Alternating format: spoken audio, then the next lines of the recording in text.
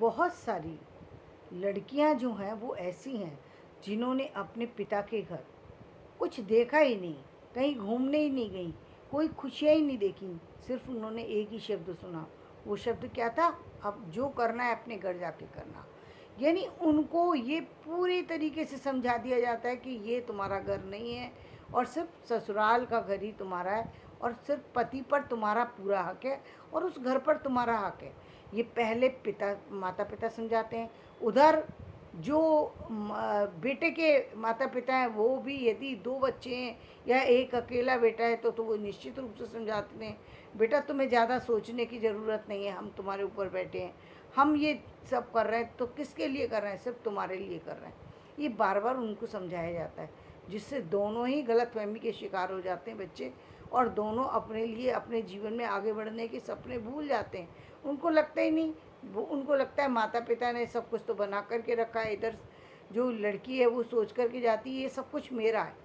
वो उस सारी दौलत को अपना ही समझती है, उस सब पर सारी चीज़ों पे अपना अधिकार समझती है, अपने पति पर अधिकार समझती है, अपने उनके पैसे पर अधिकार समझती है और इसीलिए बहुत खींचतान होती है, बिना किसी बात के झगड़े होते हैं।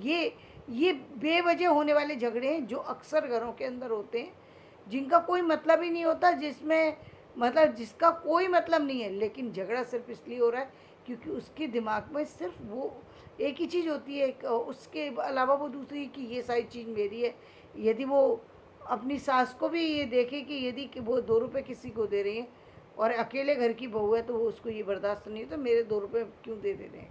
क्योंकि उसको लगता है ये मेरा घर है, मेरी चीज़ें हैं, अब ये कैसे दे सकती हैं? और ये कितनी गलत बात है कि एक तरफ माता पिता गलत समझाते हैं, दूसरी तरफ बेटे के घर वाले जो है उसे गलत समझाते हैं। बाद में दोष जो है लड़की को लगाया जाता है, लड़के को। लेकिन आपने ही तो उसको इतना बड़ा करते समय सिर्फ एक ही चीज़ समझाई थी, उसको ये नहीं समझाया कि बेटा अपने पैरों पे खड़ी हो जाओ। ये यदि आपने ये समझाया होता तो वो अपने पैरों पर खड़े होकर अपने सपनों में रंग भरने की सोचती।